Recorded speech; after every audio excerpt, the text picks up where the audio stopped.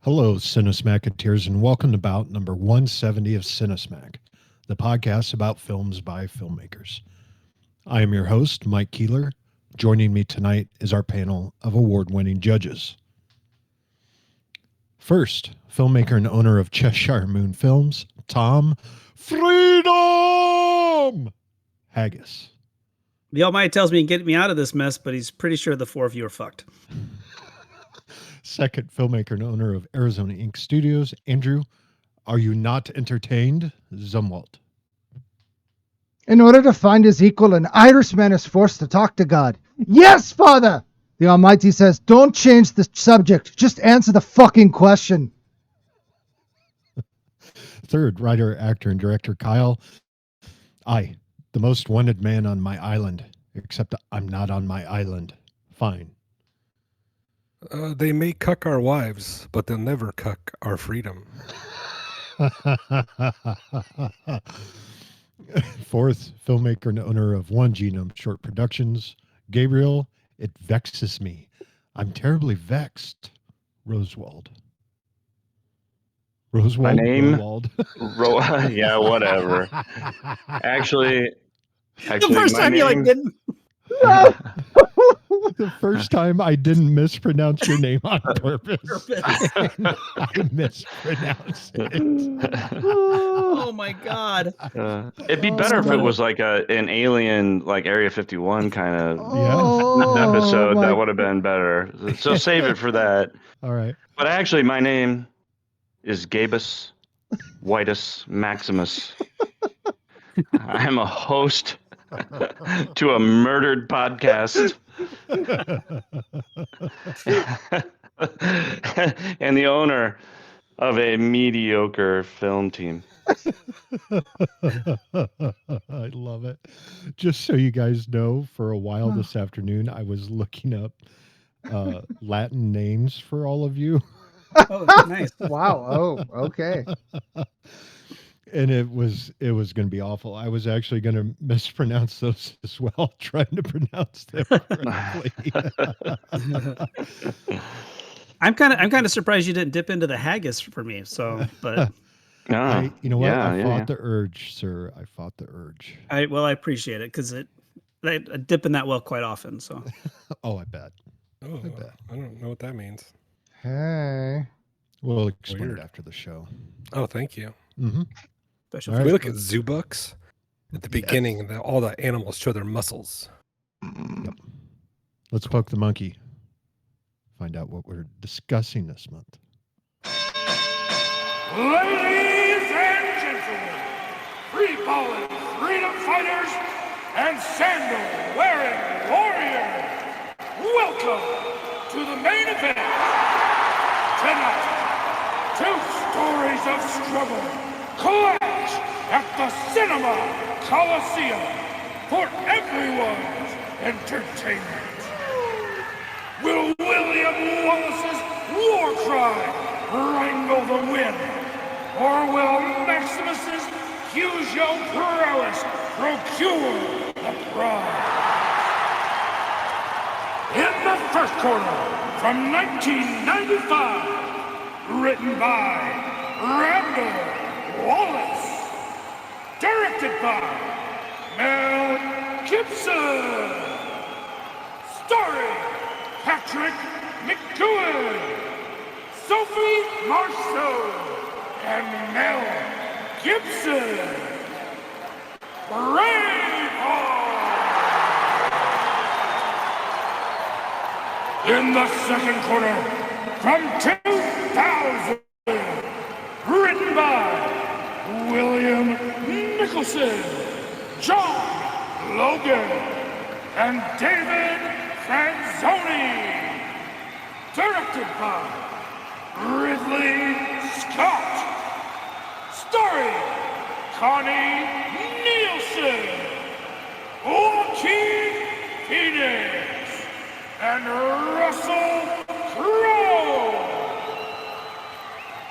Gladiator!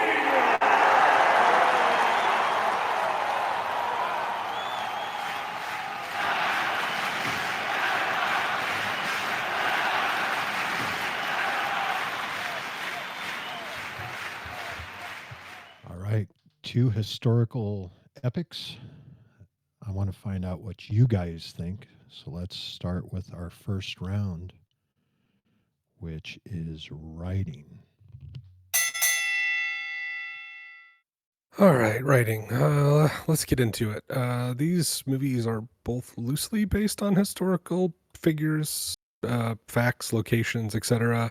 And we can get into some of that later. But we talk about movies.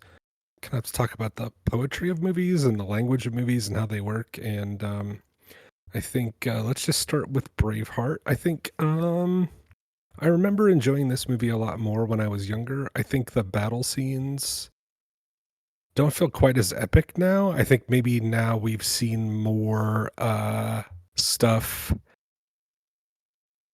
happen. I don't know. Maybe I'm just jaded. But I like the actiony parts. I like the parts of the movie where like active rebellion and scheming and the actual plot is moving. I don't like all the other side stuff that is kind of boring, and the movie's almost 3 hours long and it doesn't need to be, in my opinion. Gladiator, I like the plot contrivances of Gladiator a little bit more, I think, in setting up, the character's sort of vengeance arc. I think the inciting incident of having someone be passed over and basically putting this Roman warrior in charge is really was hard for me to swallow. But the rest of it I found, semi-plausible, I guess, and the action scenes and the set pieces were really well thought out and planned out. They're exciting. I think the movie can be a little slow in places. I don't know. I think I've just grown a little stale of like some monologuing from actors at times, but it happens in almost every movie. So one thing I do want to touch on is I'm a history buff, I guess. I like learning about real history, and these movies are on varying degrees historically inaccurate. Braveheart being probably one of the most historically inaccurate movies ever made. The French Queen would have been 9 years old when William Wallace died. So unless he's a time traveling pedophile, he didn't get her pregnant. And we have watched a movie about that before. So if you want to watch, I think, what is the Time Traveler's Wife? So if you want to go back and check out that episode, get the numbers up. But yeah, just crazy the number of wild swings they took at the actual history. Having the Battle of Stirling not be the Battle of Stirling Bridge, which was the major reason the Scots won that fight and would have been incredibly interesting to see. Just I didn't like that, and I found some of the dramatic parts overwrought at this point and like self-indulgent. 20, 30, what fucking, oh my god, 30 years later now? That movie's 30 years old. Gladiator also has some problems with the historical accuracies. A lot of the ways about how gladiators are portrayed, I guess, they would have been treated much more like racehorses or professional athletes than like slaves for the most part. But, I think you kind of let some of that stuff slide when you watch movies like this because you are there for the spectacle of it and for the feeling and emotion behind it and not necessarily how historically accurate it is. But it does bug me sometimes when I see it. It takes me out of it, but that just may be a quirk for me. So I will stop blabbling and let someone else get a word in edgewise. I personally, I disagree with you on the two movies that you were talking about, in that I felt like Braveheart, I felt like moved a lot faster than Gladiator. I don't know. There's just like some huge long pauses and looks and like just some real drawn out scenes where nothing's happening. I felt like Braveheart. I felt like Gladiator felt like an hour longer than Braveheart when I watched it. And I had a lot more problems with Gladiator than I did with Braveheart.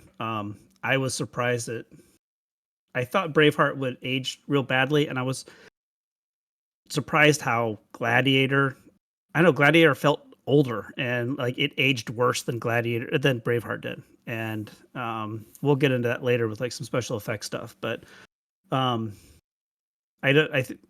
don't know. Just like I felt there was some more plot movement in Braveheart. Like there were some more points to hit. Gladiator was just kind of a point A to point B. Like he's betrayed, and then he goes after him, and then he gets him at the end. And it just felt like that was way too long of a movie to get through those plot points. I also felt like a lot of the dialogue in Gladiator is kind of laughable. It just seemed like it was really forced, and the lines were like they were just like searching for poster material. And I know they didn't have memes back then, but it just felt like they were looking for like meme lines and stuff that would catch on with pop culture. And I don't know. I have some issues with Ridley Scott, I think. So, but he and I are going to therapy together. We're working it out. I'm gonna sit in the same boat as you, Tom, because I agree. I felt that Gladiator, although had moments of excitement and some really neat choreographed battles with the chariots that came in, and a lot of that, because there's a lot of choreography, a lot of stuff that goes on there. This story just kind of seemed, and maybe it's just because there have been other stories that are similar to it since then, but it just kind of seemed repetitive. And yep, I've seen this before, and I don't know, maybe it's just a jadedness over all the years after it's been out, because I didn't feel that way when I first saw it. But there are moments in it that are very well done and add a lot of excitement, and there's power in, there's a good message that's being delivered. As historically inaccurate as it is, it there is still some oomph to it, I guess, in the writing.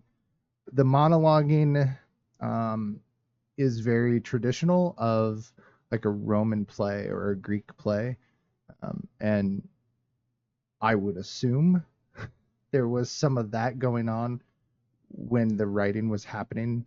Um, there are some interesting monologues in that. Joaquin Phoenix delivers some really nice ones. We'll talk about that in acting. But yeah, there's, I mean, I don't know. It just kind of felt like it fit within the world that they had built. So Braveheart was a train ride. Like, it started off with a very simple, slow wave, and as soon as it picked up, it was just nonstop. And it told a story. It gave that feeling of, golly, I need to do something, and just that strong urge to I don't know. There's just something about Braveheart that makes you feel like, man, am I doing enough in life? I guess.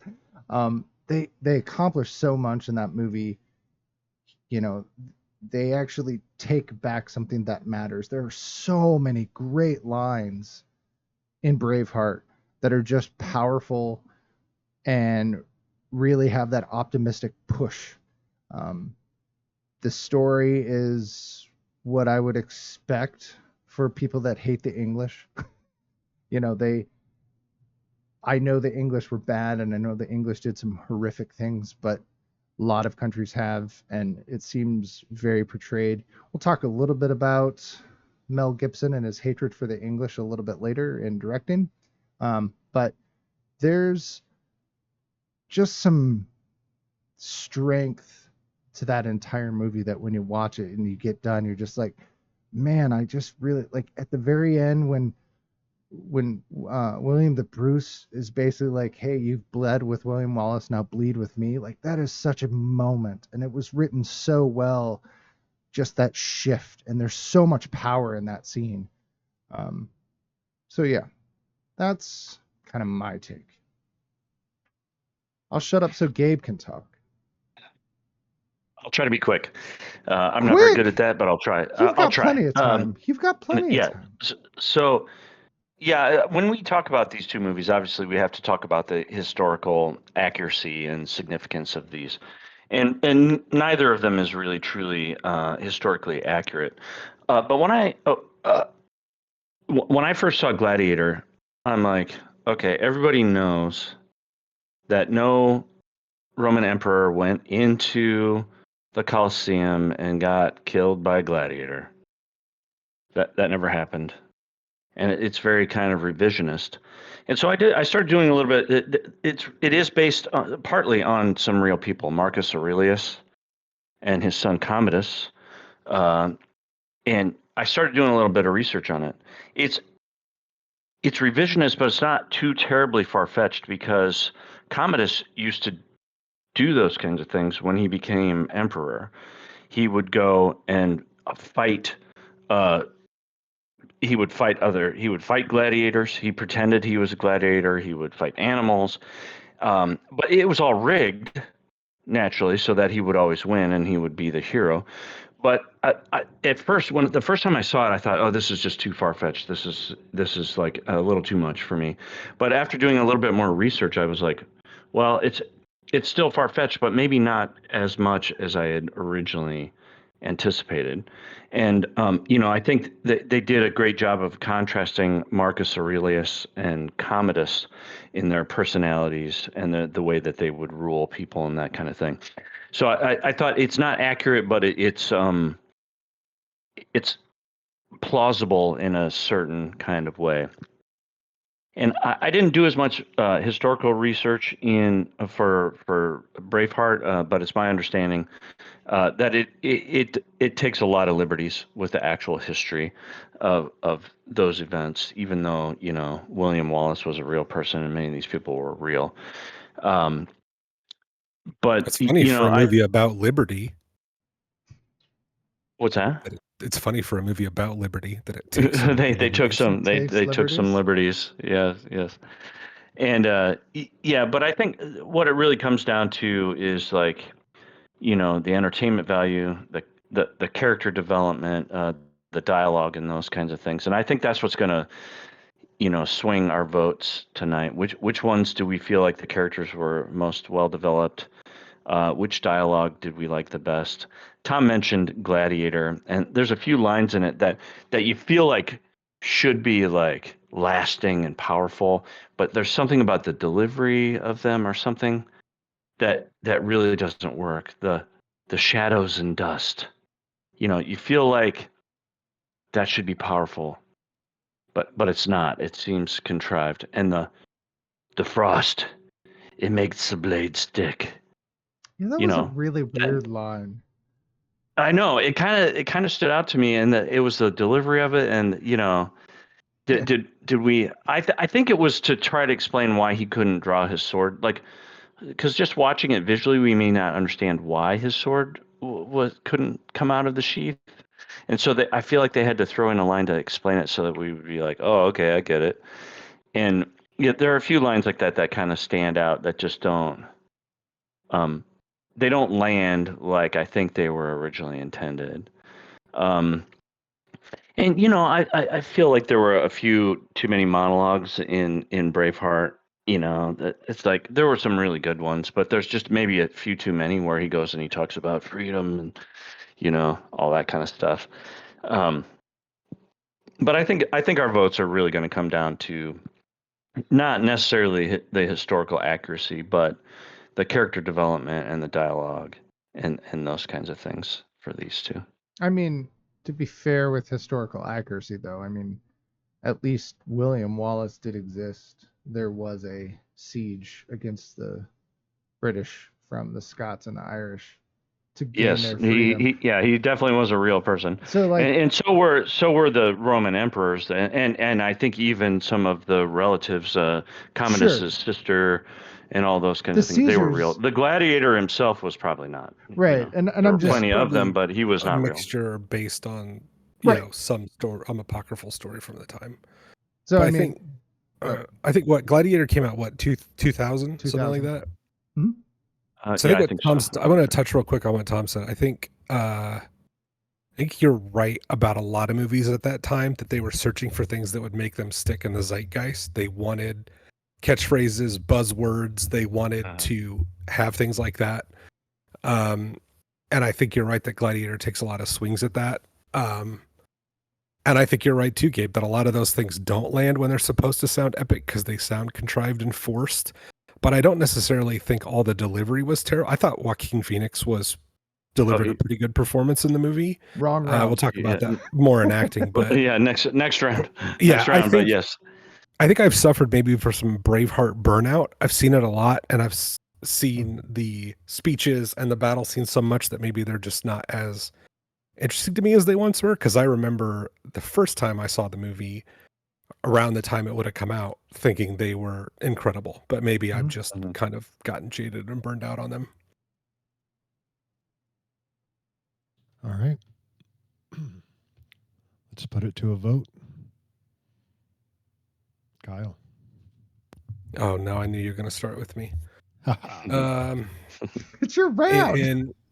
And I know, but I didn't know it always went that way. Has that always been the guy? Oh my god! Yep. I've never followed that. Oh shit! Have I not figured that out? Hey, you know what? To be fair, I just figured that out like 3 months ago. So all right, I'm not that far behind. Hey, and Tom's been here for way longer than I have. Tonight we're all learning something together. I know I shouldn't be shitting on Tom. He's trying to join in here. Yeah, I'm gonna say Tom. Tom put on his kilt and won me over for Braveheart. Wow. Okay. Gabe. Well, I think for the story arc and the character development and the dialogue overall, I'm going to also go with Braveheart. Andrew. Braveheart. And Tom. I am also going to go with Braveheart. That was a token question. I already knew that. I should change it up. My prediction. Can I change my prediction before? Nope. Damn it! Stuck. It's No. already lopsided. Speaking of which, listeners, everyone sent me what they thought the score is going to be at the end of this before we started to record. So we're going to see who got the closest. Do I get a bottle of Blue Label if I Uh, win? Sure. Woohoo! Gabe will You buy get a it for bottle you. of Johnny Walker. yeah, Black. I'll buy it. Yeah, right. Randall Wallace would soon become a father for the first time. So, in order to be able to tell his children about their heritage one day, he started to learn about his family history. He traced their origins back to Edinburgh, and during a visit there in 1983, he came across a statue of William Wallace outside Edinburgh Castle. He had never heard of the 14th century figure who shared his name, but was intrigued enough by the stories told to him about Scotland's greatest hero to research the story as much as possible. This eventually led to him writing a script for a potential movie. And other trivia that I saw about him writing the script is, a lot of historians have taken him to task about how it is not historically accurate. And he has stated that this was his version of just telling a story, not trying to make it historically accurate. Which, fine. With 2 weeks to go before filming in Gladiator, the actors were still complaining of problems with the script. William Nicholson was brought to Shepperton Studios to make Maximus a more sensitive character. Reworking his friendship with Juba and developing an afterlife thread, Nicholson went back to David Franzoni's original script and reinstated a lot of the scenes that John Logan had taken out. So when they started shooting, they barely had a script for Gladiator, simply because they kept reworking it, and they brought in William Nicholson to try and fix everything while they were shooting it. It's absolutely insane to me. So let's move on to our second round, which is acting. Well, I think this will be a tough round, too. There's actually, I feel like in both of these movies, there's actually a lot of great performances. Yeah, and a lot of really stellar actors in both of these. Now I have to kind of preface this a little bit. You know, obviously the main the main actor in Braveheart is Mel Gibson, and Kyle was talking about how things like the battle scenes and stuff had changed over time. Well, my opinion of Mel Gibson has changed over time. And I think he does a really excellent job in this movie, but it's kind of hard. In some ways, it's kind of hard for me to watch, knowing about how he's changed personally over time, or at least been exposed personally over time. I recently watched The Continental, which is kind of in the John Wick universe, and I was honestly surprised that Mel Gibson was in it. I didn't know he was in it, and when I saw him, I almost stopped watching. I did finish it. It was only 3 episodes or whatever, but unfortunately, those kinds of things outside of the film itself and the performances themselves kind of have an impact on how we see these things a little bit, especially after we revisit them many years later.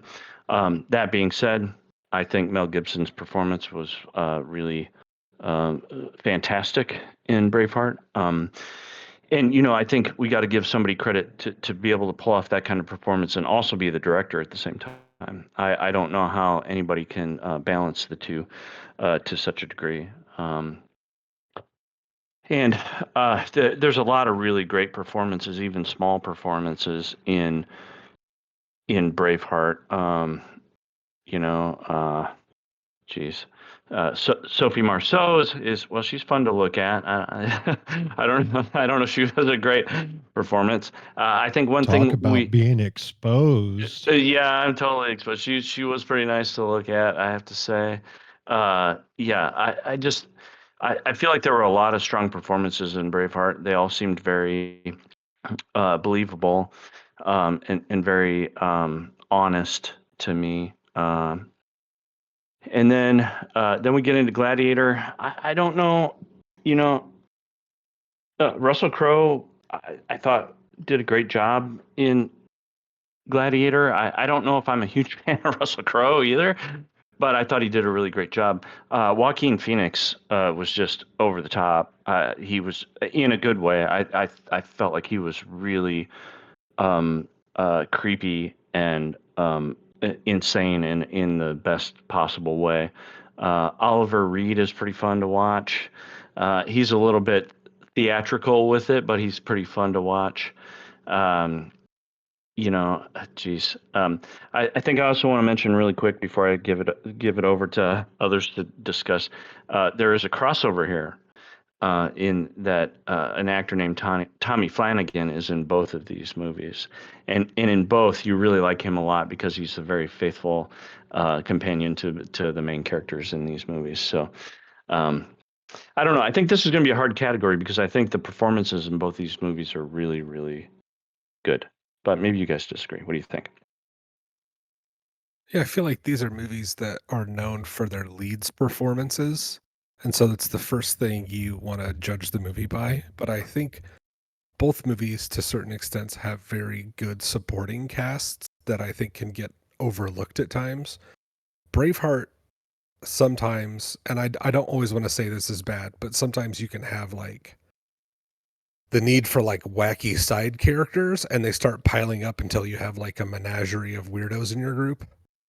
And I don't know if that's an attempt to just make them more memorable or likable or however you want to phrase that. But there were times when it felt like, okay, we'll just add one more to the pile. But overall, they're very memorable and they all buy into this. And I think that is what makes a great ensemble movie is that they all play together. Even though you have like, I don't know if you'd call them domineering, like main performances, from big A-list stars of their time, you know. But the supporting casts in both were really good. Braveheart, I remember, I don't know why I can't remember the guy's name, but the crazy guy who talks to himself and talks to God all the time. Yeah, I was trying to figure out what the actor's name is. Do any of you guys know what that actor's name is? I just can't remember right now. Because he seems way over the top at first, but then you really warm up to him. Yeah, I feel like that's just a commitment thing, and like, you get used to it. Like, oh, okay, you settle in with him. And like, okay, he's not goofing around. He's trying to play this as realistic as possible. This is his character's trait. You know, it comes down to feeling earnest or not. Not earnest Jim Varney, but like Ernest Goes to Scotland. That'd be a fun movie. So still Ernest Goes to War. David Ernest goes to O'Hara. war. David O'Hara. There you go. Yeah. Gladiator, I like Jaimin Hansu a lot. I like you said, the Oliver Reed's performance was, I can't remember, is he the actor that got guff for being drunk all the time? Am I thinking of someone else? Or I don't want to slander the guy. But yeah, I don't know how. I like Mel Gibson's performance as William Wallace for the most part. I have a fond memory of being a child, and for some reason, maybe it's because of Mad Max, thinking Mel Gibson was Australian. So for a lot of and maybe he was born in Australia. I can't remember the whole story. But for my whole life, I thought Mel Gibson was, not my whole life, a lot of my life, I thought Mel Gibson was running around just doing an American accent because he was an actor. And then he was really from Australia and had an Australian accent for some reason. So seeing him play a Scottish person around actual Scottish, British, Irish people is a bit jarring sometimes. And I think Russell Crowe has it a little easier in that he doesn't really do an accent. He's not speaking Latin all the time or whatever, you know, pretending to be Italian.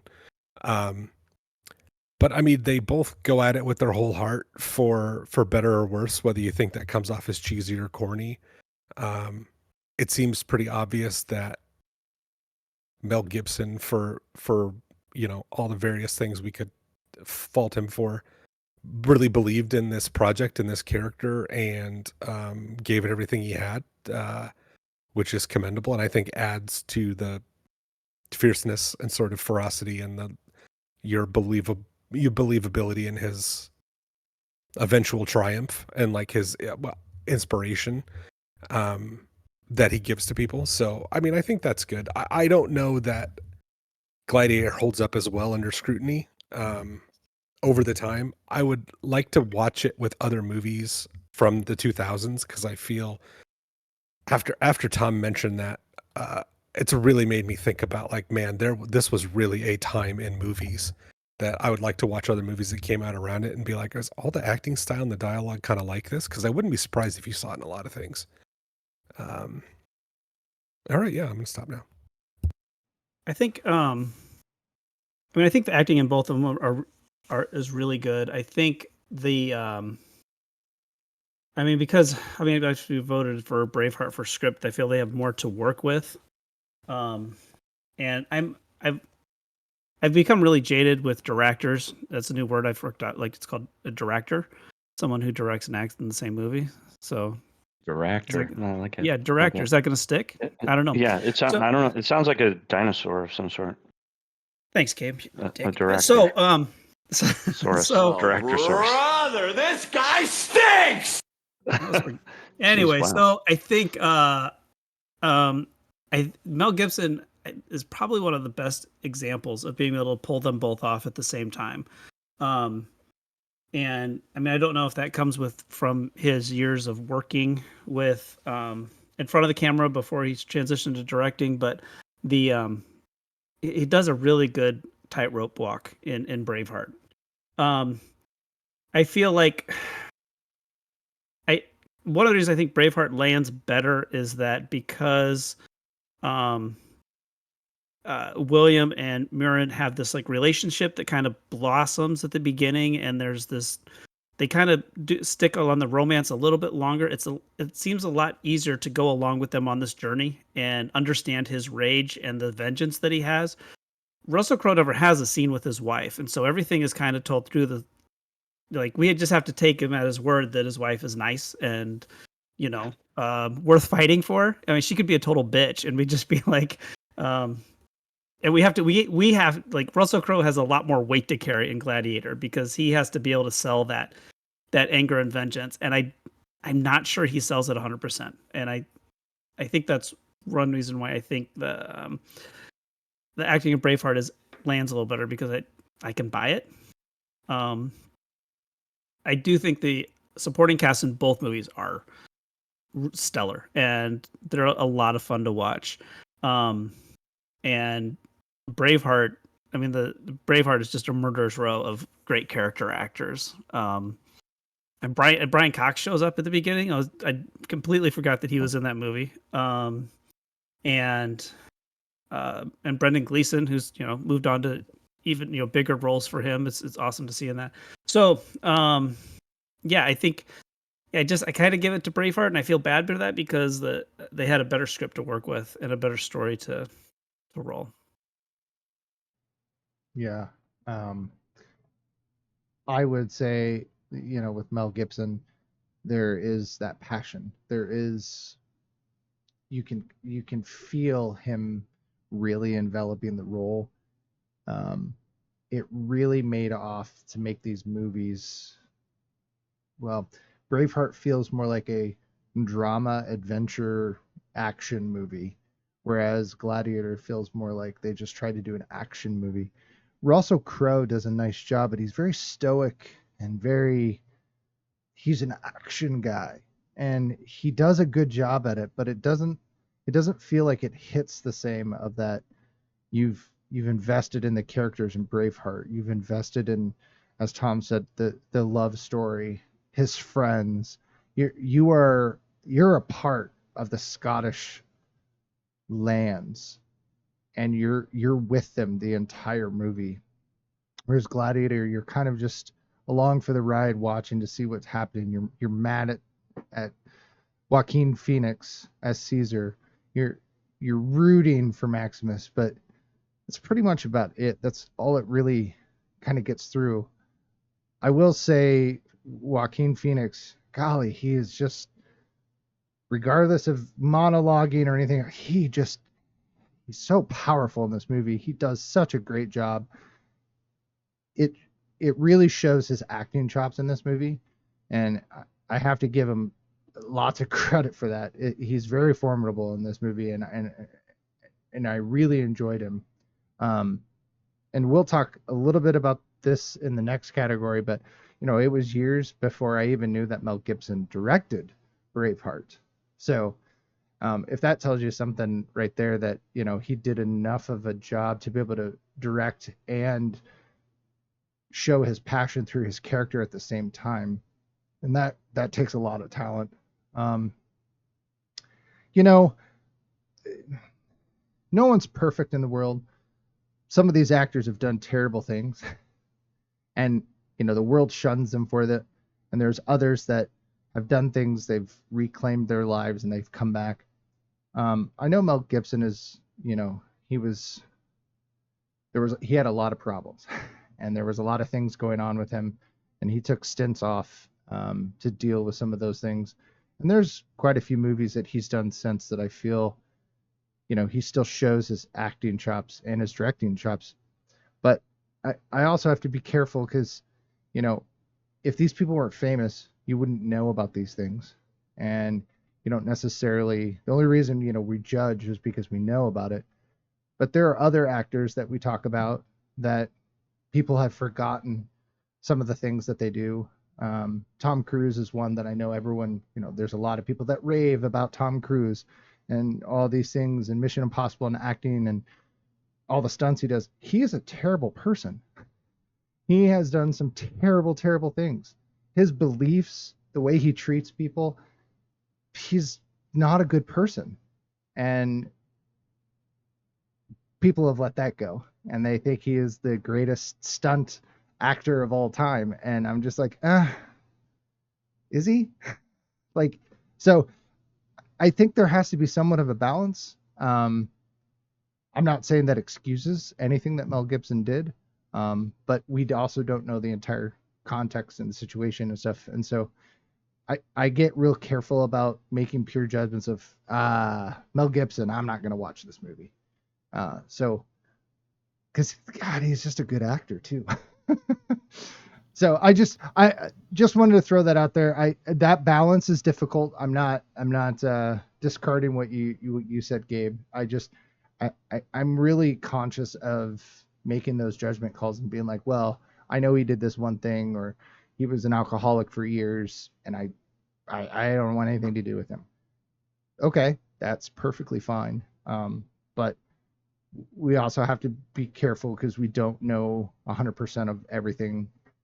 So that's my 2 cents worth. And I guess my point was that it is complicated. It is, and that your opinions of people will change over time based on what you know. I agree with that. And so I find it a little bit harder to to watch people like Mel Gibson and Tom Cruise nowadays, knowing what I know. Sure. But I don't think it diminishes their talent. Yeah. And it's a weird balance. They're very talented people for sure. So, but it's just, I guess my point was that it changed my perspective of watching Braveheart this time around. Sure. I've seen it many times, and I've always loved it, but it was a little bit different because of how things have changed over time. And maybe the same. And I think that goes for probably all entertainment, all movies. Yeah. We can go back, like we go back and we look at things like Gone with the Wind, and man, that was hard for me to watch. Mm-hmm.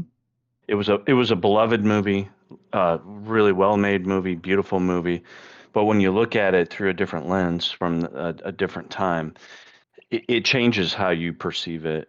And I'm not trying to pass judgment on Mel Gibson or Tom Cruise or anybody like that. But all I'm saying is that it impacts how you perceive and enjoy this kind of entertainment. Well, and I just want to say that I think it's very complicated, and every situation is different, and every viewer is different. And if you are trying to look for some kind of consistency where you're like, how can you like Mel Gibson and not like Tom Cruise? And like, you cannot, because we are all coming at this with our own life experiences, and all of these people have their own lives. There is an infinite possibility of levels of offense that you can take. And it's impossible to be consistent about. You cannot just like rule out every person that's done everything wrong ever. It's just it's very complicated. We wouldn't have Hollywood. Everyone has to make their own decisions. And so yeah, I guess I'm just putting it out there. Do not expect me to be consistent in my stars that I will watch and stars that I won't. We wouldn't have I'm anybody in Hollywood left. Impossible, I'll tell you that. And it's impossible to keep up with it. Yeah. You cannot like I don't know, is Kevin Spacey cool now? I don't know. Like I cannot keep up with all of it. It is impossible. And you don't even know what the truth is. So like you have to just make those decisions. So maybe that it goes back to some of the best actors have some of the darkest sides to them. Maybe Jimmy that's Stewart what makes him good. I don't know. Jimmy Stewart is a pretty safe bet, isn't he? I mean, probably. He's a good actor. Yeah. Should this be a new category on the show? Rating the actors based on things they've done in real life. Oh my God. Right. Oh, that would. I don't know what we call this category. Cancel corner. Oh shit! I just want to say a cancel corner. I like it. Maybe that's a whole new podcast. I just want to say one last thing about acting, really quick. It's really quick. The actor who played Robert the Bruce, Angus McFadden. I don't know how to say it. Reminds me of Mike. I thought he looked like Mike. That actor's. He's a pretty good-looking actor, though. So I'm not sure where you're going with that. Vaguely.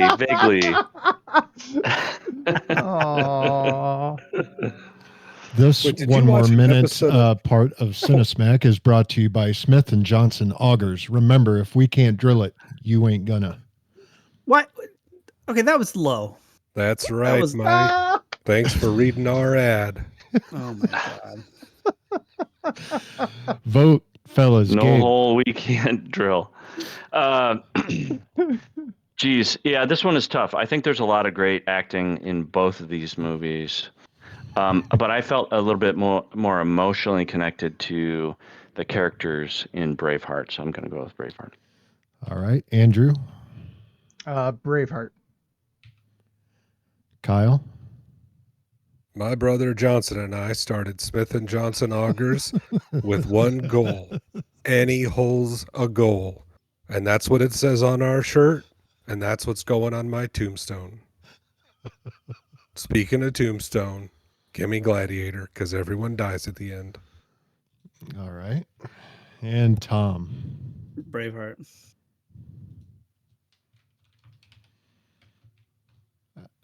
And there we go. I couldn't put your vote in and almost didn't count. If this is your first episode of Cinesmack, you have to go back and listen to Twisters and Twister.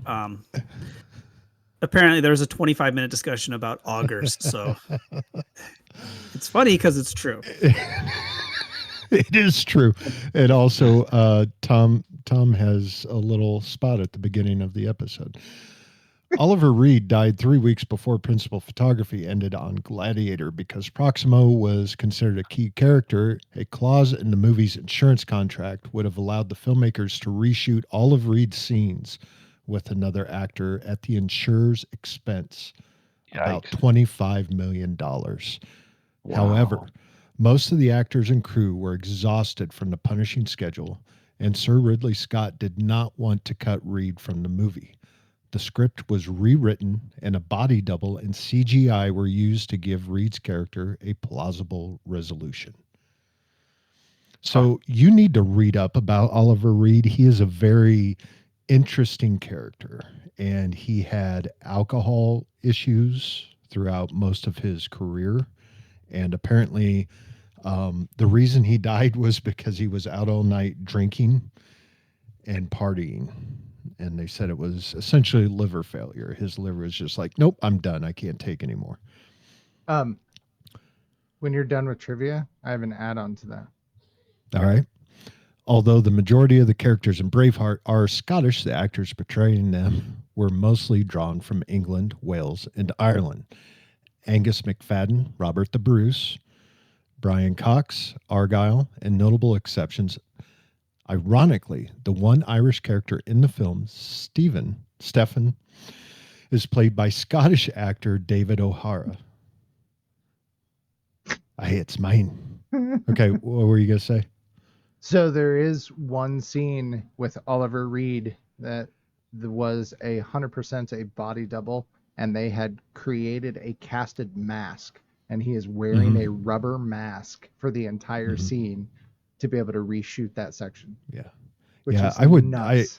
He's just such an interesting character. Like, not the character he was playing, but the actual person in real life. Just go, look up Oliver Reed. It's an interesting read. He looks like Mark Hamill when he's younger. He does. Yeah. 100%. All right, let's move on to our third round, directing. Okay, that's me and things. So yeah, we've talked about Mel Gibson as the actor side of it, so we have to talk a little bit about directing. He has done some pretty strong and powerful movies when it comes to directing, acting as well, but I want to focus a little bit on where his directing has gone. So from Braveheart, he's also done Passion of the Christ. I don't know if people have seen that. It is a really hard movie to watch, regardless of the religion aspect of it. It's a violent, visceral movie to watch, to see what human beings can do to other human beings, and it does not let up on that. Apocalypto, Hacksaw Ridge, which if you haven't seen Hacksaw Ridge, I will recommend that because that is based on also a true story in World War II and it is absolutely phenomenal. He does these movies that really are just gritty and powerful and really bring out that, there was a lot of rage and there was a lot of hatred, and brings something glorious and great out of you. So with, Braveheart, you have this terrible tyranny that's going on, and the Irish and the Scottish, and they rise up. And even though William Wallace ends up dead at the end, there's still this fire burning on Scotland that allows them to have that glorious shining victory to a certain extent. But Hacksaw Ridge is a similar story, a very hard, broken down,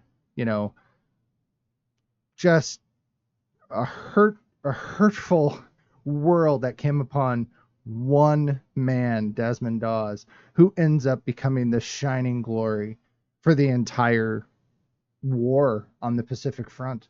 And it's just, he directs these movies that he just is really, really good at making them with that power and that grittiness to it. And to me, I don't know if this is a reputational thing, but it also notes that, he hasn't directed a lot of movies. He has been in a lot of movies, but he's only directed a handful of movies. Well, a handful of movies really. And I find that very fascinating. So I don't know if he's, because of his past, if he is being picked over, or if he is being very picky about what he chooses to direct, and only picks things that are, passionate for him. So he is doing the Passion of the Christ 2, which I don't know, but it seems like he is picking and choosing things that he feels passionate about versus just being like, I'm a director, somebody picked me for your movie. Ooh, I read the script, I like it, I'll direct it. But like I said, I don't really know the whole story. It's very interesting, the movies that he has directed. And most of the movies I've seen that he has directed, I enjoy very much. They have a place. So let's go to Sir Ridley Scott really quick. Sir Ridley Scott, I would say probably one of the most famous directors for Alien and Aliens and basically the entire Alien franchise, getting that out there. With that mastermind, he's really good with science fiction. I believe there's a movie.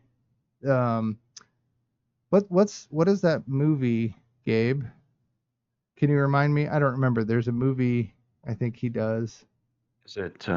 Yeah. Is it science fiction? It's a science By fiction chance? movie. Yeah. Yeah. Are there like these kind of like? They're kind of like people, but kind of like robots. Yeah, Kind of. I think Yeah. there are Yeah. robots. I think it's in the Oh, future. Clone Wars. No, Yeah. That's it. no, that doesn't No. sound No. right. That Oh. doesn't sound It'll right. it'll Robo- come. RoboCop It'll come to 3. me. Yeah, It'll come to me RoboCop eventually. 3, that's it. Um, Heart beeps. Look So- that Oh movie my up. god. so he has done some very strong, with Blade Runner 2049, all the alien stuff. But he also has done like Thelma and Louise, which if you haven't watched, great. Hannibal, Black Hawk Down, just to name a few, because he has a list of these, and they're again he just has this. He has a style. Sir Ridley Scott definitely has a style in telling his story, and he does it very, very well. We didn't touch on cinematography, but I've been talking for a while, so I hope we come back to maybe talk a little bit about cinematography for these two movies. I would say both movies are aptly directed.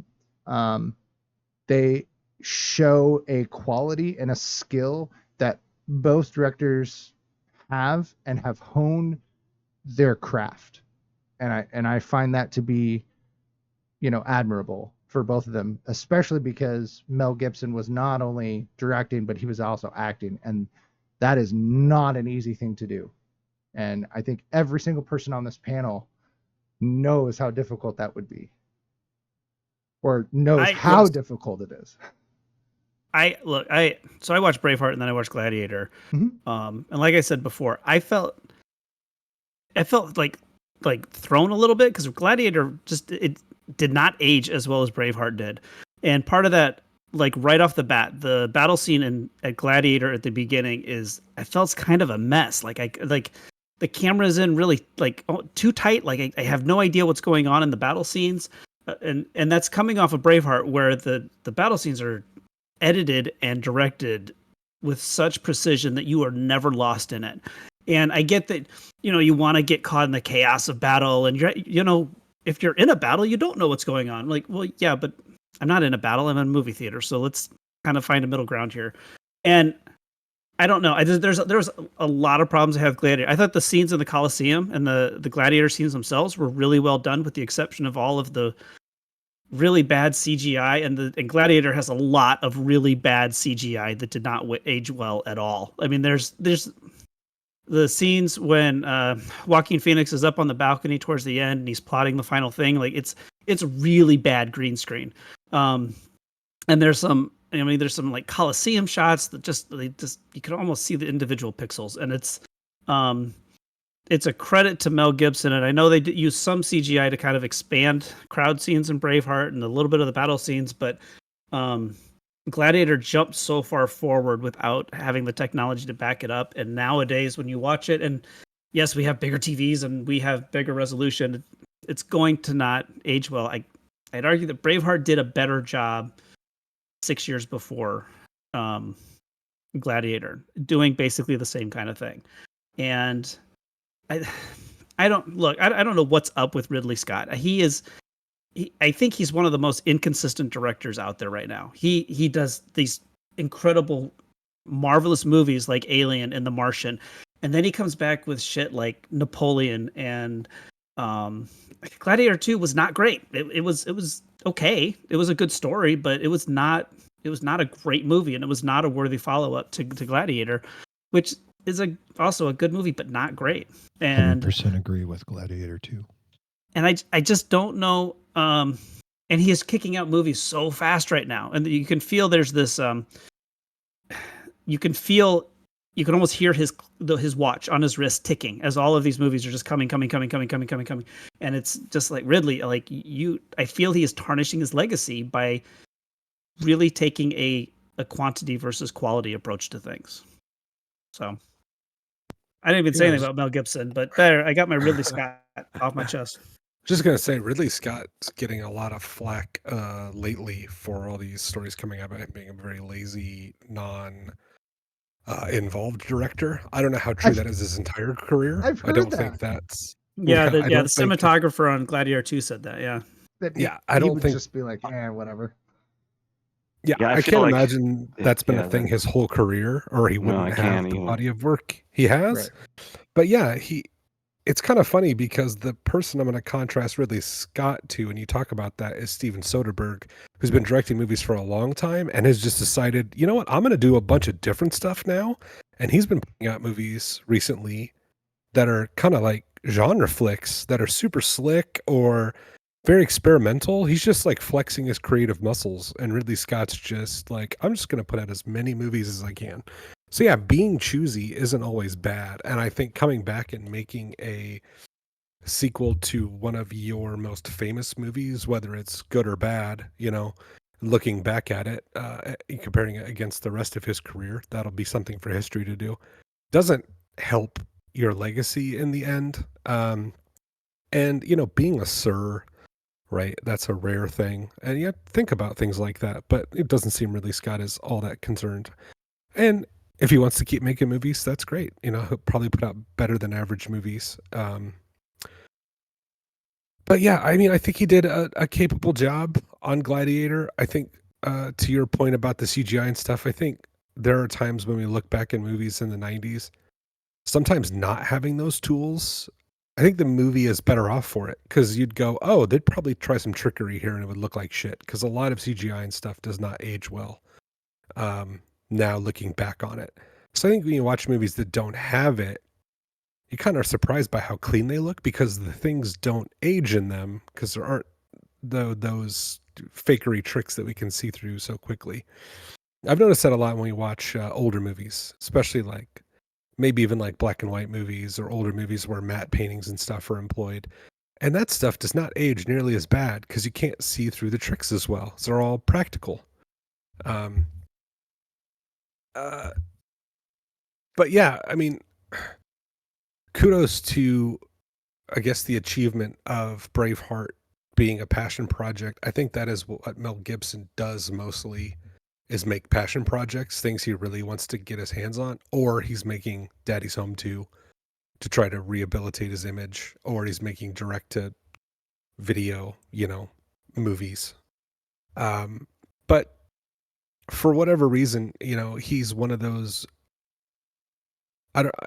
great actors who's become a great director in some aspects. I think the best example of that, you got to say, is probably Clint Eastwood, right? It's gone from being best actor to director transition. But he's up there, with those people who can give commanding A-list performances and direct commanding A-list movies. That's a rare feat. Not a lot of people even attempt it, and very few people are as successful as he has been. For whatever we want to say about his personal life, when you look at his body of artwork through most of his career, there are a lot of hits in there. I don't know how we're going to look back at these movies in another, 10, 20 years.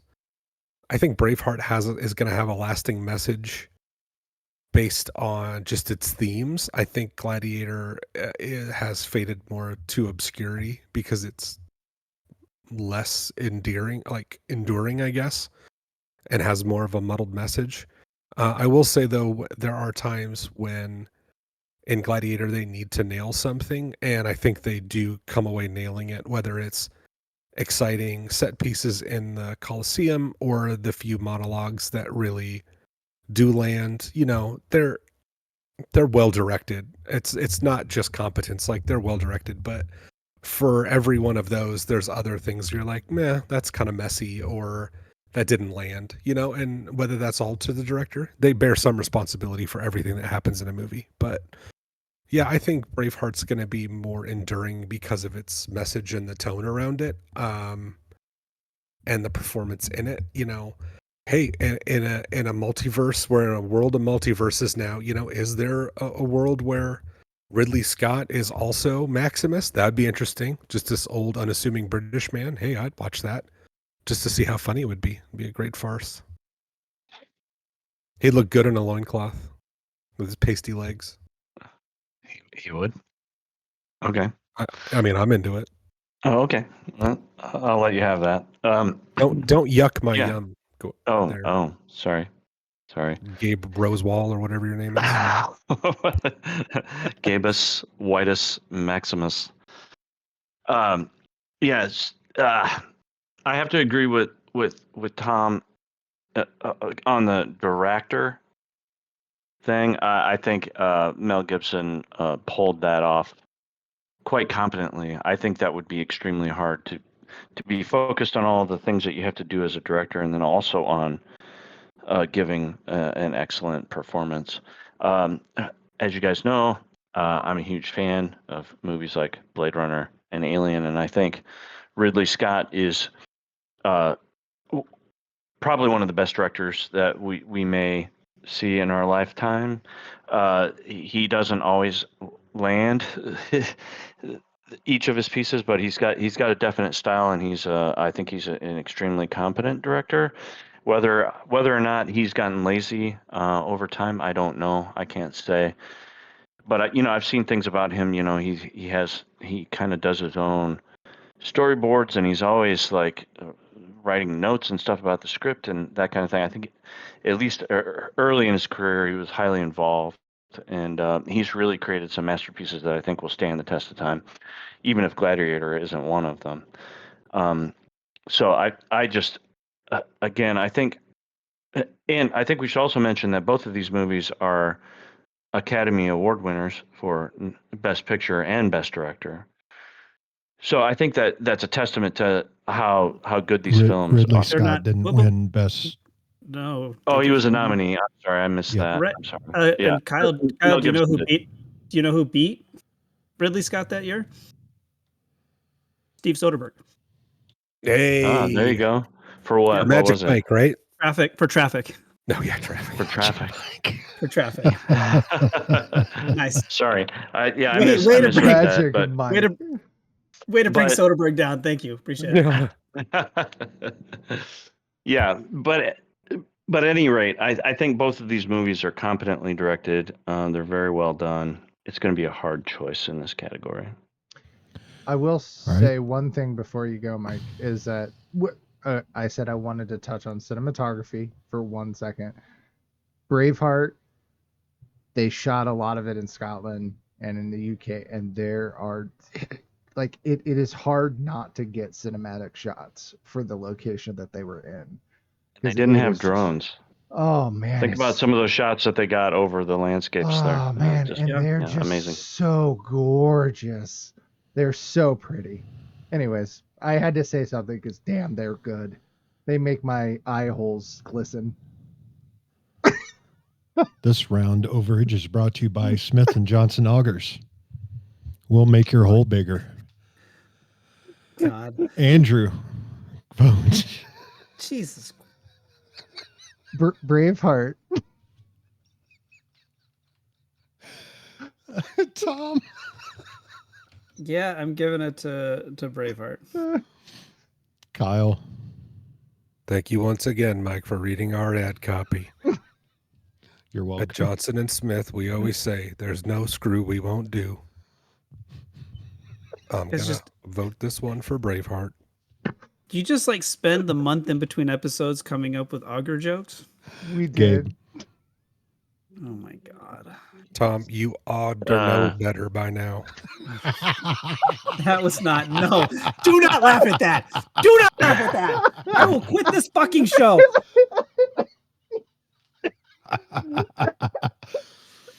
I'm sorry, Gabe. Go ahead and vote. It's okay. This is hard for me because I really like Ridley Scott and many of his movies, but I think it's a real feat to direct and act and create such a masterpiece. So I'm going to give it to Braveheart and Mel Gibson. Okie dokie. Wow. So Mel Gibson wanted to spend the least amount of time in front of the camera. So he only gave himself 2 to 3 takes every time that you see him on screen. He wanted to spend as much time as he could behind the camera. And Mel Gibson, a notorious jokester, directed some scenes in an Elmer Fudd voice and even yelled "cut" during Murn's funeral scene by putting his arm around the actress playing her mother and hollering, "Will you put a sock in it?" This caused the actress to go from crying in character to break character and laugh. Gibson also intentionally started a false rumor that Sophie Marceau was the daughter of noted French mime Marcel Marceau. That's amazing. Sir Ridley Scott and cinematographer John Matheson used multiple cameras filming at various frame rates and a 45 degree shutter, creating stop motion effects in the action sequences, similar to techniques used for the battle sequences of Game of Thrones. anyone? Nope. Clash of the Titans. Saving Private Ryan. Saving Private Ryan. That was my 5th guess. I figured it was. Mhm. But Saving All right. Private Ryan used the technique in a more better way. More better way. Good English there. That was And good. Andrew Zumwalt. 4th and final round overall. Now, I'm not sure there's much else that can be said about these movies, but let's give it a try. So I'm gonna badmouth Braveheart a little bit. I feel like the score gets a little repetitive. The main Braveheart theme is used a lot. I don't know. Every time, like after the 3rd time it came on, I was just like, all right, here we go. The script isn't perfect. I guess Mirren falls in love with him because he kept a pressed flower for 20 years. So apparently in Scotland, that's husband material. So it just seemed kind of like he had the flower and he's like, "Hey, I still got the flower you gave me." And I'd be like, "Well, now she's marrying a hoarder." So I don't know if that's such a good idea. I'd be like, doing that. And then What are I you also saying, don't Tom? understand. That's how I married my wife. I'm not mincing words here. I am trying to like under the cover, like take digs at you. So, but we'll drill Noted. down into that more after the show. Thank you. Thank you, Tom. Your auger jokes are funny. Your auger jokes are funny. No, I'm the guy from the Auger Company. That is my legitimate laugh. Oh, I'm so sorry, Mr. Smith, if that's your name. That's right. My brother's Johnson. I also always find it weird in movies when people throw rotten vegetables. Like, do they hold on to them? Like, hey, this lettuce has gone bad. Like, no, hang on. There might be a execution this weekend. We need to hold on to that spoiled brown lettuce, and so we have something to throw. And is it a faux pas to show up at an execution with no bad vegetables to throw? Like, or is it something the government is a government program? Do they hand out spoiled vegetables? I will say I thought Braveheart. There's one thing Braveheart we didn't really talk about, and it kind of could be directing or writing. But I thought the choice, the way that they, so the death scene at the end is very gruesome, and it is like above R rated for how bad it gets. And I thought the use of little people, if I'm using the term right, to kind of like the gestures that come out beforehand and kind of pre-enact the execution, I thought was a really cool touch because it was able to show you what was going to happen without actually showing you what would happen. And I don't know if that's historically accurate or not, but as terms of coming up with a directing solution, or if the writers came up with a solution to this death is too gruesome to actually show on screen, I applaud them for that, because I think our imaginations are worse than anything they could show us, and they were able to get through that scene keep it as horrifying as they can without like pulling an NC-17 rating for, you know, gruesome death. And so I would, you know, I applaud that. And then to give Gladiator a nod, I'm going to go back and just say that the Colosseum fight scenes are really incredible, and they are spectacle in the classic Hollywood Ben-Hur sense of spectacle. And I will watch Gladiator again just to watch those scenes. But yeah, overall, I mean, just Braveheart just does a better job with all the other elements that make a movie. I mean, Yeah. I would say So- even. Go ahead. I was just gonna say with the Colosseum, you know, they built one tier of the Colosseum and the rest of it's digital. And for 2000, that's incredible. Like, holy crap. The amount of work that went into digitally duplicating an actual practical set that was there for them to actually work in was, I mean, that's astonishing.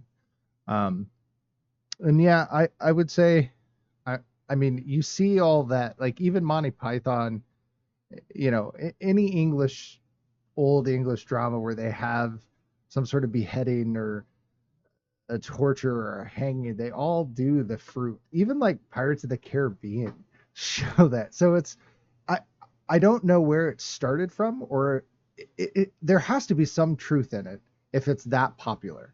Either that or it's a really bad farce that started somewhere and everyone has just copied it to be a big joke in Hollywood. It's going to be a joke in my kitchen for the next week or There so. you go. My wife is going to be, "Why are you keeping this rotten banana?" I was like, "Yeah, there might be an execution this weekend. You never know." But The way we're going, there might be. but I mean, and you talk about, you know, is the love story contrived? You know, I guess the way I think of it is it was a different time. Having a female that could be courted in your village that wasn't your sister or that someone you were related to, you know, was far and few in between. And having that child love story and then him going away for years. I don't know. It's very that rom-com over the top romance. But I think that's part of why there's some of that connection that people get behind, because it's that everlasting love that was based on that purity of, you know, they kind of fell in love when they were kids kind of thing. But yeah, It doesn't hurt when he looks like Mel Gibson. it doesn't hurt when he was ripped. Yeah, pretty jacked. And Marin was not a bad looking young lady. She was all right. But this is true. But how did they recognize each other after so much time? It's almost like they you can recognized each smell other them. immediately. I could smell them. You're all in like a one room kindergarten house. You can smell them. It's the smell. Okay, There I were get- so few people back then that it's Yeah. like, who else could this be? I've accounted for everyone else. I didn't get, have a I twin get, sister. It's the tart. I get how she definitely recognized him, because the little kid they got to play, young William Wallace, like Yeah. it was like the blue eyes and the grin. Yeah. I was like, wow, it was really good. But then the girl had this like blonde hair. I'm like, oh, she doesn't look nothing like Sophie. But the little mini Mel Gibson was like, it was a good call. It's the tartans, by the way. That's how they know each other. Oh, maybe that could be Oh, it. Yeah, What I they're should know wearing. that. Yeah. No, like for real, like because each one has their own tartan, so that's like the big thing. That's how they recognize what house they're from. I'm wearing my haggis tartan right now. In fact, Oh, Yeah, I I can should see not it be there. sitting in a leather chair though. It's not going yeah, well. that's Oh. you're gonna be soupy by the end of this. Eesh. Yeah, My ancestral family crest has Mr. Belvedere sitting on his own balls, so I don't wear underwear. That's a great story. If you don't know that story, Google that. Yeah, my first memory of people getting fruit thrown at them was Fozzie Bear on the Muppets getting Sure. tomatoes. It was like an animated Muppet cartoon or something, and he would always get brought like tomatoes thrown at him because he wasn't funny.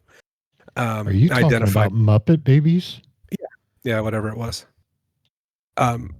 Maybe identified that because I felt like that kid. Oh God, I unpacked a lot of emotional trauma there. Anyways, so these movies got me thinking. Gladiator got me thinking. Is Gladiator overrated? Is Russell Crowe's performance in Gladiator overrated? Does it not stand the test of time the way we thought it did? Because I had a memory of it being this big epic performance, and I don't think it quite lived up to it. I felt like Braveheart, I think I mentioned this in another round, but has a more enduring quality to it.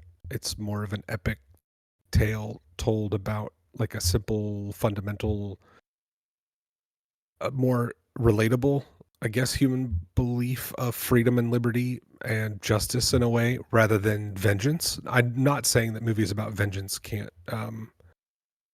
touch on things that are very real and human, but Maximus is very single-minded, which you can take for good or bad, however you want, and whether or not you think he gets a happy ending in the end is up to you. I want to give these movies credit for not having stereotypical Hollywood good feeling endings. I remember the first time I saw the ending of Braveheart and being like, oh my God, like, wow, okay, they're really going to do this. But I think when you're trying to deliver a message like that, that's that powerful, it can sear it into your mind in a way, being like, this is what someone is willing to sacrifice for this, and it's obviously it's easy to do in a movie because you don't really get, your guts torn out and then get drawn and quartered and sent to every corner of Scotland. But it's a real way to hammer it home. And I think in Gladiator 2, however artsy fartsy it looks now looking back at it, the scene of him walking through the wheat field, running his hands through the wheat, like that's iconic now and seared into my mind as like this bittersweet ending of being reunited and also getting your vengeance in some way. And then the old adage of, if you go looking for revenge, dig two graves, that sticks in my head thinking about that movie. So there are lasting themes in the movies. Rewatchability. Braveheart is not like a fun watch all the time. Some of it's, especially the ending, unless you're, I suppose, a sadist. But the battle scenes are still really cool. The inspirational speeches are still, I mean, they're really good. They're inspiring. Gladiator, the arena scenes, some of them are just incredible. The fight scenes are great, and I think the way the gladiators look is very cool. It reminds me very much of like a tournament fighter or mortal, like, I don't know. They all have individual personalities, and I'm a sucker for things like that. That's why I love Bloodsport. Like all these, characters with their own styles and their own stories and names and things like, I love stuff like that. But will Gladiator be remembered alongside Braveheart in the future? I don't know. Time will tell on that. But I was pleasantly surprised about parts of Braveheart holding up, and kind of like, ooh, Gladiator is not as great as I remember. So yeah, I don't know. It was interesting to me. I just have a couple of things to say. One, I just wanted to mention that the first time I saw Braveheart, I saw it at Mann's Chinese Theater in LA. And it was, to a certain degree, it was eye-opening. It was like a life-changing moment. And frankly, I didn't know much about it. I just happened to be visiting LA, and we were walking around in that area, and we're like, oh, this movie looks cool. Let's go see this. And it was just really, it was really a great experience to see it on the big screen in, a historic theater. And then Tom mentioned music briefly, and he felt like maybe the themes in Braveheart were a little repetitive. And that may be true, but that being said, I felt like the music was really powerful in both of these movies, and I think that's something I think a lot of directors underestimate. And I can't tell you how many movies I've seen where I don't remember the music.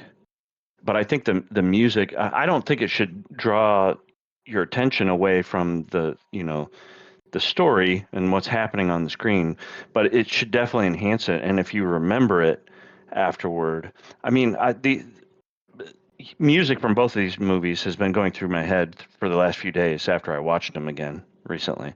So I feel like the music is really well done in both of these and is very powerful and is a very important part to making these movies great. I agree. I agree with you that I think the theme from Braveheart is exceptional. It's John Williams level iconic, but they just dipped into it a couple too many times. Was all. I own both soundtracks, but part of it is I'm a sucker for, a good solid bagpipe, old Scottish. No, Mhm. seriously, like Mhm. there is just something about it that is just, for me, is just I so know. soothing and beautiful. Yeah, And it's beautiful and haunting, and I think both yes, of them. There were times that I felt like Gladiator was a little bit like some of the music maybe was on the edge of being over the top. Where they're getting ready for battle scenes and that kind of thing. But it really pumped you up, and it really kind of, and then there were the tender moments in it that also the music kind of helped enhance. And I felt like the music through Braveheart was really it, it really just helped create the emotions that you're feeling in that film. So that I just think the music in both these films is really great. that scene after his father dies, where with his uncle, and they're standing there, and he says they're playing outlawed songs on Hmm. outlawed pipes, is Hmm. just Hmm. that entire moment, the music that's coming through, the almost ethereal feel is just so, it's just beautiful like that. Uh, And it's so short, and I get it, I'm not asking for it to be like, a lot longer, but that song on the soundtrack is just gorgeous, and that scene is just it. Chef's kiss. yeah, and I liked a lot of the music in Gladiator too, where he was wh- when he was thinking about his family or when he was going to Elysium and that kind of thing, and the vocals, there were these really great female vocals that I think were very I don't know, very engaging, and I just really loved it. So Oh no, not those. oh no, is Oh. that Star Wars? Was that I thought I was what's being that called? raptured. I thought I was being raptured. We're left behind, I guess. Well, I'm as surprised as you that they're taking me. I didn't know the devil raptured people. Kyle, Oh, I see Jesus. He's the big buff red guy. Kyle, He's punching. everybody Three has to points check on the in side. first. Oh yeah, should we set up a phone tree for the rapture? If I don't Yes, call yeah. Mike, Mike doesn't call Andrew. You guys know I've Your been whole raptured. time is 237 minutes. No, Lord. All right, let's put it to a vote, Tom. I'm gonna go with Braveheart. All right, Kyle. Yeah, it's Braveheart for me. Gabe. I would watch either of these movies again and again. I enjoy them both very much. This is tough. I'm gonna go Braveheart, even though it goes against my prediction. See, our predictions are kind of like sports betting. Yep. We're Andrew. betting on our own, and I'm going against what I bet. So, yeah, Braveheart. Braveheart. All right. Right before filming their scenes together, Oliver Reed asked Ahmed Jalili, quote, "Are you a method actor?" end quote, before squeezing his testicles throughout the take. Quote, "Not that many people can say Ollie Reed has fondled their nuts," Djali recalled. That is Okay. probably true. A majority of the actors and extras in Braveheart were actually Irish members of the Irish Army, although they are supposed to be Scottish or English. As many as 1,600 were used on a given day. And I also saw that the Scottish and Irish actors refused to fight each other in the scenes. Oh, yeah, we saw that in the movie. Yeah. Well, I mean, in real life too. In the real life. All right. Well, this is going to be an easy score to count up, but let's go ahead and move on to our recommendations for this month. And first on deck is Kyle. All right. Well, I hope I'm not stealing this from Gabe, but I'm going to recommend a movie I just saw last night. And it is a new Ryan Coogler movie starring Michael B. Jordan and Haley Steinfeld. And, I knew I was going to do this. I meant to look up his name. There's an actor in the film who plays the preacher's boy. And it is his first acting role in a movie, I believe. And he is incredible. Also, did he actually sing and play? I don't know. It sounds like it. I don't know if he played, but it sounds like him. But also, Delroy Lindo gives an incredible performance in Sinners. So that is the movie I'm recommending, the new Ryan Coogler movie, Sinners. It's already doing really well at the box office, but if you get a chance to see it in a theater, I cannot recommend it enough. It is a great movie-going experience. Also, I want to put this out there for not only for people who are listening, but for you guys as well. I saw a trailer before this movie for the new Jordan Peele horror movie called Him. And I cannot get my mind around what that movie is going to be. That is one of the most intriguing / confusing trailers I've seen. And I have loved Jordan Peele's work, but I never thought I would see a movie where they're telling me that Marlon Wayans is going to be one of the stars of a dramatic performance, and been like, I am interested to see what they do. So I recommend the trailer for Him and the movie Sinners. Is that trailer the one where they had the football? There was a trailer that said graphic violence or whatever. Yeah, it started out. I'm like, there's no violence, and then all of a sudden, halfway through, it's like, oh my god, there's like blood everywhere. I thought they had made a mistake, and it was like an advertisement because it's kind of shot that way. But then you start to see it and you go, oh, so this is weird. Okay, and then I cannot figure out for the life of me what's going to happen there. But I want you guys to check it out because it's intriguing. All right, agreed. Gabe. Well, I'm going to recommend another epic medieval adventure that has knights and treasure and sword fights and coconuts and killer rabbits and laden and unladen swallows. Damn you, I got to change my recommendation. And wizards named Tim. I'm going to recommend Monty Python and the Holy Grail, the original epic of knights, and it is celebrating its 50th year this year, and I watched it again actually just last night, and it's one of those things, like we talk about some of these movies, it maybe doesn't age as well as we might like to hope, but it still has some of the most iconic scenes in it. Okay, I'm going to give each one of you a chance right now. I know you've all seen it. Have you all seen it? Mm-hmm. Anybody who has not seen it? Oh, okay. What's your favorite scene? Give me a line. Give me one line from the movie. Black Knight. The fight with the Black Knight in the forest. Yeah, the flesh wound. Right. Yeah, it's just a flesh wound. Yeah. Just a flesh wound. Yeah. Yeah. We are no longer the knights that say me. We are now the knights that say icky, icky, icky. Right. Bring us a shrubbery. And now bring us another shrubbery. Yes. Mine is right after they send in the Trojan rabbit. Oh.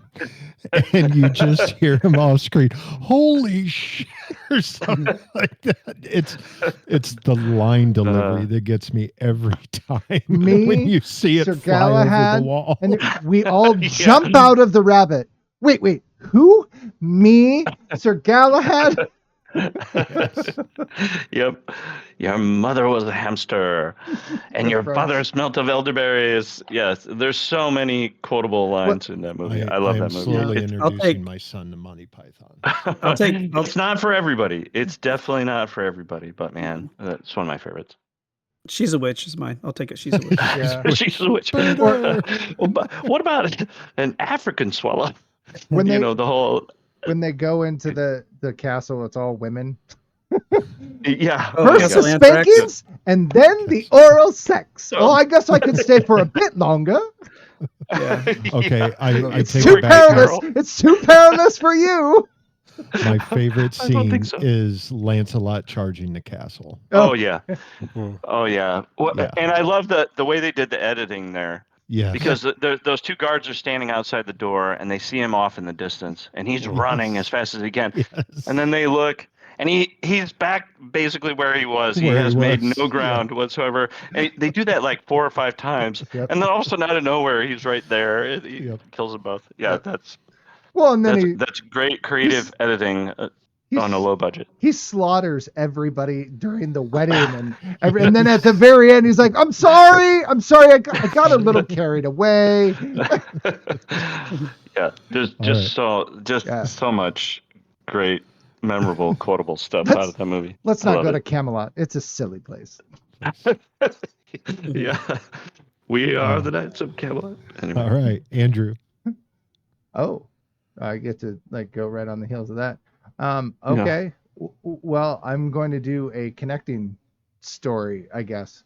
So my recommendation also has Florence Pugh in it, Chris Pine, and James Cosmo is actually in it as well.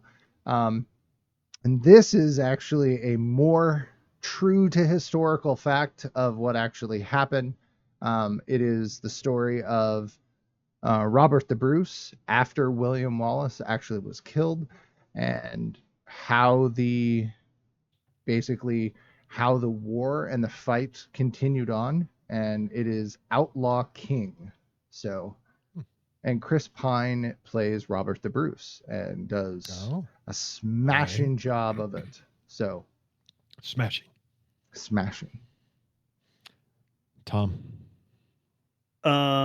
So it won't be after this airs, but right now they're voting for a new pope. So my vote, we're doing that. We're doing that in October, though, aren't we? Yes, we're doing conclave. You've just shown our hand for Pope-tober. Pope-tober. Shit.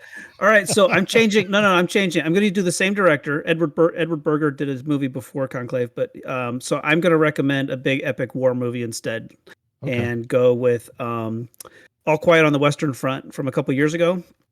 It's a German cast, German director, and it is a beautiful, tragic, epic war film in all the best ways, and it's difficult to get through, and but I definitely suggest it. It's one of the best war films I've ever seen, and it is on par with Saving Private Ryan. I agree with you on that. I think the fact that it's like 95% in German probably is an obstacle for people, but you really should check it out. It's incredible. Mm-hmm. It is. All right.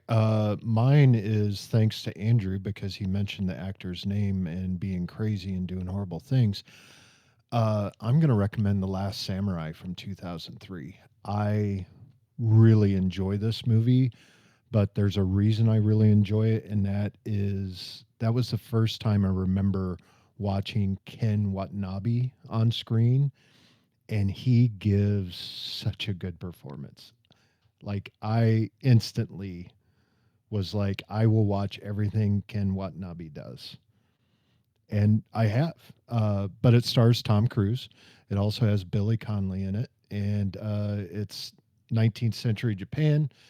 And it's about a U.S. Army captain is hired by the Japanese emperor to train his army in the modern warfare techniques. And then he finds himself trapped in a struggle between two eras and two worlds.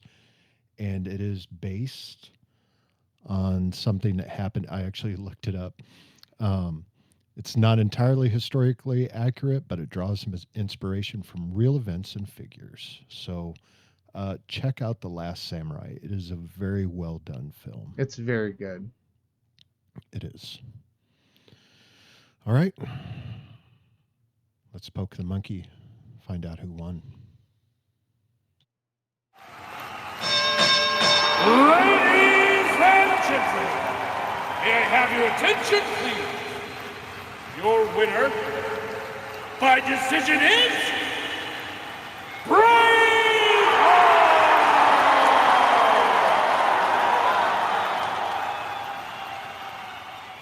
All right. As I said earlier, we actually had everyone make a prediction of what the score was going to be. So I will list you starting from last to first place. Kyle, you said 8-8. Gabe, you said 9-7. Andrew, you said 10-6. Tom, you said 13-3. And the score was 15-1. And I Wow. did not think that it was going to be that lopsided. I didn't either. Obviously. But Danny for me, Boyle owes me money. he does. Tom's going to have to write you that check this time. Do you have any idea the fucking mental gymnastics I'd had to go through to vote for Ridley Scott for Best Director to save that? I was like, God, geez, somebody fucking vote for just one. Just one. I got it out of the way early for you. I I appreciate it. It really helped me. I You're agree good, with, Danny. You can go home. All right, Toy, bro. toy, I made toy. out a check to British pounds. Oh wait. Yeah, whatever, man. Just I'm Good. making it 28 decades later. All right. 2400s. I appreciate But it. it's Thank you, zombies, Danny. Right? And they're Yeah. playing football. Actually, it's just a case of Newcastle is all I ask. So I'm Oh, a really all right. easy bribe. Fair enough. Looks like Kyle gets your case of Newcastle then. Enjoy it, Yeah. Kyle. Text me your address, Tom. I'll have it delivered. Got it. I will say I agree with Gabe. I enjoy both of these movies. I remember seeing both of them in theater, but I don't know. I feel Gladiator stuck out to me more. But I, like Kyle, am a history nerd. And I know these are not historically accurate, but they take place in a time that has been studied. And the reason we know they're not accurate is because of historians. And we need a lot more historians to be able to tell the truth about our history, our shared history. But Gladiator just always, I don't know. There's something about that movie that draws me in a little more than Braveheart. But I like everything you guys had to say this tonight. Hopefully, we That's ruined it. it for you. You didn't actually. Really? All right. No. Oh. No, I don't see anything wrong with any of your anything that you said about the films. So please leave us a review on whatever podcasting service you use. It helps us reach new listeners. If you like us, tell your friends. If you hate us, tell your enemies. You can contact us at cinesmack@gmail.com. Follow us on Twitter and Facebook, or search Cinesmack. If you want to listen to an unedited version of the show, you can catch us live on Twitch whenever we record an episode. Right now. We also now have a YouTube channel where you can watch the recorded Twitch videos and subscribe to the podcast if you want. It's now. In June, we double down on 2 high-rolling films as Rounders takes on Molly's Game. I bet that's going to be a good one. For Tom, Andrew, Kyle, Gabe, and myself, thanks for listening, and go catch a flick.